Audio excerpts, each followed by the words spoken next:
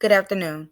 A hypothetical situation where someone other than myself made a decision to affect my classroom performance was when a time where I had to discipline a student. Well, I had some discipline issues in my classroom, and this very disruptive student. This was like my second year teaching, and I told the student to step outside while I get the remainder of the class together, get them, back on task.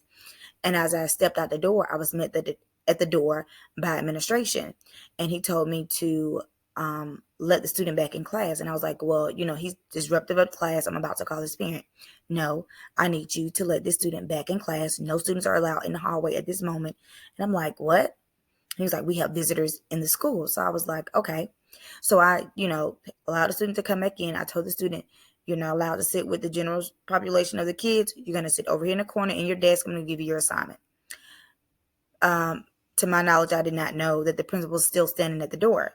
So when he saw me have the student in isolation, but I still gave him his assignment, he knocked on the door and told me to remove the student from isolation, that he needs to sit in the rows with the remaining of the students. And I was just like, what? He was like, again, we have visitors in the building.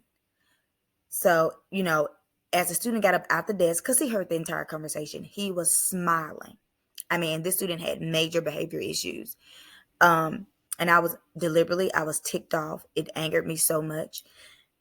And, that to me, it just messed up my whole classroom management vibe, because, students looking at me like, well, we can no longer sit in isolation. So if I was administration, I think I would approach the situation differently. It wouldn't have been, he still would have been, allowed to sit in isolation. Long as I'm creating that safe environment for my students, if he wasn't allowed to stand in the hallway until I was able to get there to call that particular student's parent. So that was my, hypothetical situation. Thank you. Have a great day.